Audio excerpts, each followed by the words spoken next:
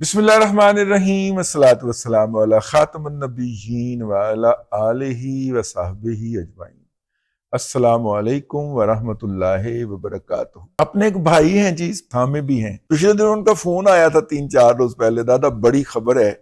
لیکن آپ نے دینی کوئی نہیں ہے، میری خبر کو آپ نظر انداز کر جاتے ہیں۔ وہ سر جی، وہ بیسیکلی ہوتا یہ ہے کہ وہ روٹین کے کام کا اتنا پریشر ہوتا ہے، آپ کی خبر جو ہے نا وہ آنکھ ہو جو پہاڑ ہو جل ہو جاتی ہے۔ میں دیکھ لیتا ہوں ایسے کر کے اور میں سوچتا ہوں کہ یہ میں کروں گا، گھر آتا ہوں اور ولاگ کرنے بیٹھتا ہوں تو نئے موضوعات سامنے ہوتے ہیں، تو وہ پھر ہو نہیں پاتا اور بھول جاتی ہے، پھر بھولتے بھولتے بھولتے بھول ہی جاتی ہے۔ 3-4 روز پہلے جب ان سے گفتگو ہوئی تو انہوں نے کہا کہ بہت بڑی خبر ہے، ڈیولپمنٹ ہے، اپنے ہتھی لکھ کے دیتی ہے۔ ٹھیک ہے، میں نے کہا کہ کیا ہے؟ اکتوبر کے اندر عمران احمد خان نیازی ولد اکرام اللہ خان نیازی حال مقیم ڈیالہ جھنگا لالا کے بارے میں کوئی بڑا فیصلہ آنے کو ہے۔ میں نے کہا کہ کیوں؟ میرا مطلب ہے کہ انہوں نے حوالہ دیا کہ بنیادی طور پہ یہ آپشن، اتنے آپشن تھے اور اب امید یہ ہے کہ یہ والا آپشن پک کر لیا جائے گا، اور گواہیاں جس طرح تیزی سے بھگت رہی ہیں ان کے خلاف مختلف مقدمات کے اندر اور 9 مئی کے حوالے سے، اور پی ٹی آئی اس وقت جس طرح پھڑپھڑا رہی ہے اور ان کی سماعتیں روکنے کی کوشش کر رہی ہے، وکلا جو ہیں وہ جس طرح لوگوں کو کد کے پال رہے ہیں، جس طرح پنجوتا جو ہے وہ گالیاں بکتا پھر رہا ہے اور پھر ان کی ویڈیوز جو ہے وہ اندر بھجواتا ہے کہ دیکھو میں کی کیتا ہے۔ اس نوعیت کے دیگر افراد جو ہیں وہ جو یہ حرکتیں کر رہے ہیں، یہ ڈیسپریٹ موو، یہ پریشانی کا اظہار کرتی ہیں ان کی طرف سے، کیونکہ انہیں محسوس ہو رہا ہے کہ چیزیں اپنے لاجیکل انجام کی طرف، فطری انجام کی طرف بڑھ رہی۔ ایک دفعہ وہ بڑی سزا جب ہوگی تو پھر اس بڑی سزا کے خلاف بڑی اپیل ہوگی، اور پھر وہ اپیل جب اپنے وقت پہ لگے گی اور وقت جو ہے پھر اتنا گزر جائے گا کہ ہو سکتا ہے حافظ صاحب کہیں کہ میری اجازت تھی میں کار جا رہے ہیں، اور پھر اس کے بعد اس اپیل کا فیصلہ ہے، کچھ نہیں کہہ سکتے۔ بلکہ ہم کیا کہہ سکتے؟ ہم کچھ نہیں کہہ سکتے، ہم تو آپ تک وہ انفارمیشن پہنچا رہے ہیں ایک اندر کے بندے کی جو اس نے کہا ہے کہ جناب اکتوبر جو ہے حال مقیم ڈیالہ کے بارے میں کافی سخت ہوگا، اور عین ممکن ہے کہ وہ پیمپر بردار جو بیٹھا ہوا ہے دبئی کے اندر اس کو بھی واپس لے آیا جائے، کیونکہ پیمپر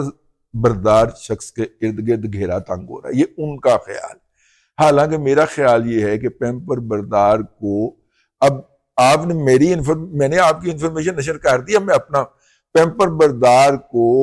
سائیڈ لائن سے گزرنے کا فیصلہ ہوا ہے، کیونکہ پاکستان کے اندر ایک اہم آئینی عہدے پہ موجود شخص جو ہے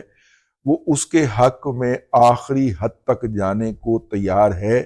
تاکہ سیاسی طور پہ شہید ہو جائے لیکن پیسہ نہ جائے۔ اب جناب جو صورتحال ہے وہ ایک تو انہوں نے یہ بتایا، دوسرا انہوں نے کہا کہ جی فیض حمید صاحب جو ہیں وہ ان سے پہلے تلے جائیں گے،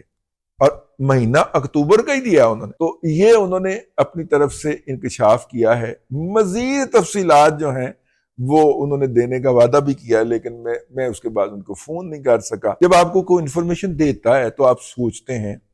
کہ اس کی ممکنات کیا ہیں، کیوں وجوہات ہیں۔ بنیادی طور پہ جب آپ کی قسمت ہارتی ہے تو تمام چیزیں آپ کے خلاف ہوتی چلی جاتی ہیں۔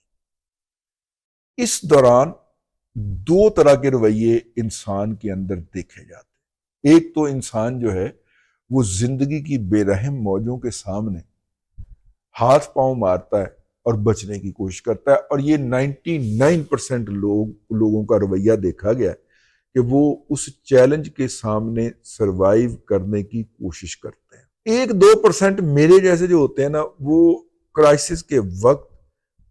اپنے آپ کو ڈھیلا چھوڑ کے حالات کے بہاؤ کے اوپر بہنا شروع کر دیتے ہیں کہ جس طرف حالات لے جا رہے ہیں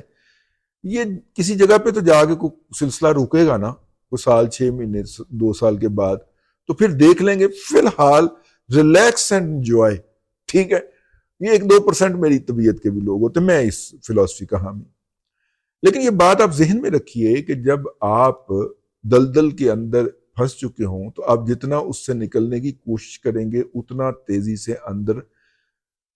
دھنستے چلے جائیں گے، اور یہ زیادہ تر لوگوں کے ساتھ یہی ہوتا ہے۔ وہ کرائسس میں گھبرا جاتے ہیں، بحران کے اندر گھبرا جاتے ہیں، اور بحران سے نکلنے کے لیے جب اندھا دھند